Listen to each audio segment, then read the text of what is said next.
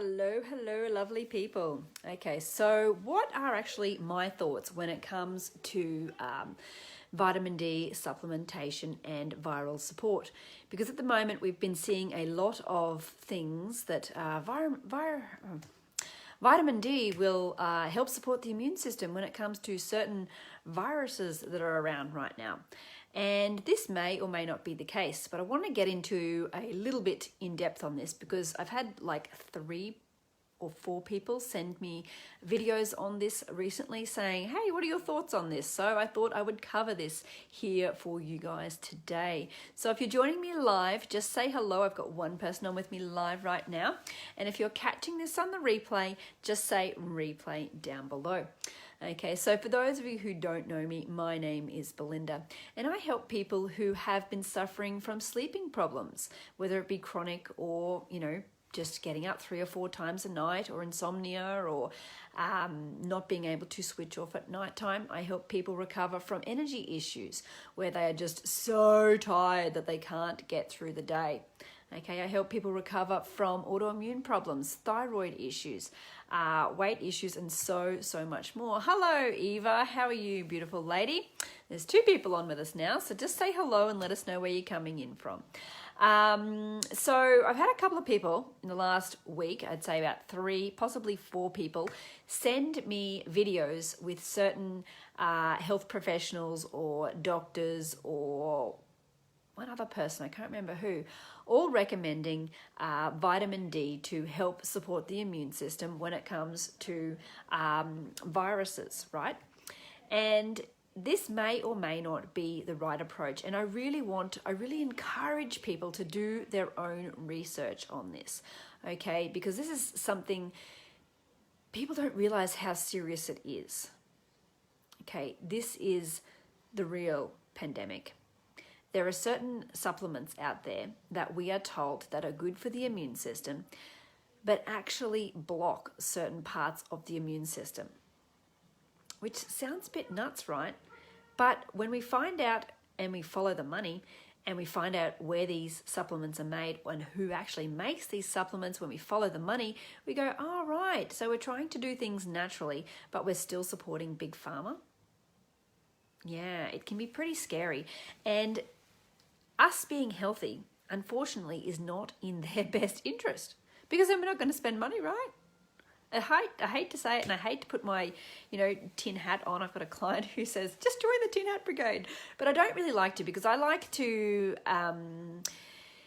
have a positive approach, and I like to think the best of everybody, right? And think that everybody's intentions are justified and right, and they're just trying to make, the world a better place. That's how I kind of like to view the world. So, when we're in the current situation and we have to kind of make a decision on whether things are right or wrong, well, is there a grey line? Is it purely just right or wrong? Or is it just, where does it stand? Because not everything is always right or wrong. We shouldn't be putting things into boxes so much. But when it comes to vitamin D supplementation, it's pretty scary because it can get very controversial.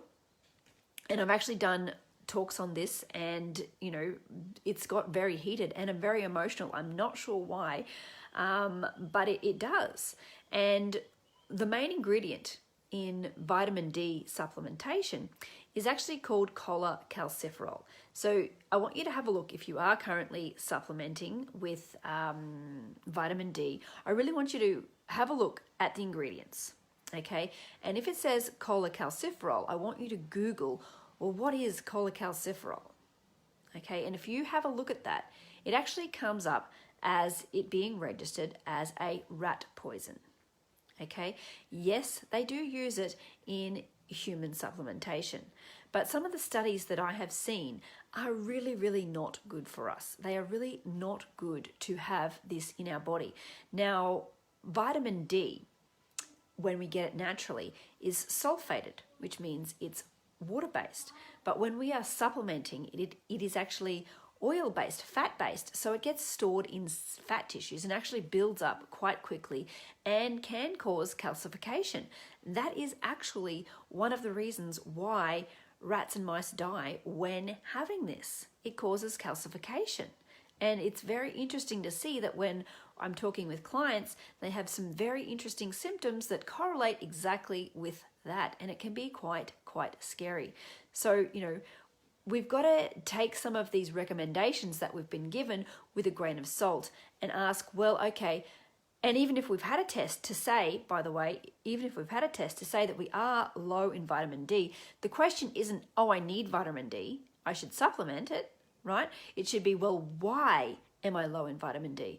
Because there are actually other processes that happen in the whole chain of events other than just not getting enough sun. Because people go, oh, but I'm in such and such. I'm in Switzerland, or I'm in the Netherlands, or I'm in somewhere who's cloudy. Even if you're in Australia, I'm somewhere where it's always cloudy and we don't just get enough sun and we always work inside. Well, you know what? You actually need to only stand in the morning sunlight or the evening sunlight, and you can look at the sun, blink, blink, blink, until you see some little blue dots, and that's literally as much sunlight as you actually need. You don't need to be bathing in the sun. Like, that's the crazy part. Yeah, so, you know, oh, hi, Rachel. Rachel's on as well. Eva says hi. Rachel says, live today. Yes, you are. Rachel says, it comes up as vitamin D, but if you Google, is cholecalciferol rat poison, Google says yes. Yeah, exactly. So if you just Google that and find out, and I don't think that's quite how it's spelt, but I can't tell you off the top of my head. I had it written down. So I'll have a look for it anyway. Yes, but there are actually studies that tell us that supplemental vitamin D are really not good for humans as well. So there's a whole group, and it's called steroid hormone D, and there's a lot of studies and videos in there that can point us in the right direction of why this may or may not be so good for us. Okay, so just check it out and, you know, basically use with caution if that's the way you feel is right. Like, you know, everyone gets to decide what is right for their body and what is not. But this is actually something that I recommend all clients who come to me, and, you know, there's a long list of things that I say, well, you better remove this, remove that, remove that. This is on the remove list. This is on the, I strongly advise you to remove this. Like, everyone gets a choice, and that's totally up to them. But I have had clients who say that they have felt so much better in a number of weeks just by removing this, you know, and removing some other things that are on our list. The other thing to remember is this supplemental version, even when we do remove it, it actually can stay in our bodies for up to 2 to 3 years. That's how long it takes to break down, which is insane, right? And it can be pretty scary if it's creating some of these symptoms that, you know, we may not want. So any advice you see on building the immune system to protect yourself from certain viruses that are around, I want you to take it with a grain of salt and do some research before you just dive in, race to the health food store, race to the pharmacy, spend a heap of money on supplements that are actually going to be no good for you. Or better yet, reach out to me and say, you know, or someone like myself and say, hey, is this actually good for me? You know, I know that this is what the general videos are telling us, but is it actually? Okay, so, you know, always be willing to step outside your comfort zone, do a little bit more learning, because some things that we are told that are healthy for us are really not so cool for us. Anyway, that's my piece today. I'm going to head over to the group now. If you wish to follow me over there, I'm sure it'll be different because I have not got this written down. I'm just like speaking from heart experience. So anyway, I'll talk to you all soon. Oh, Rachel says, sorry, spelling has never been my strong suit.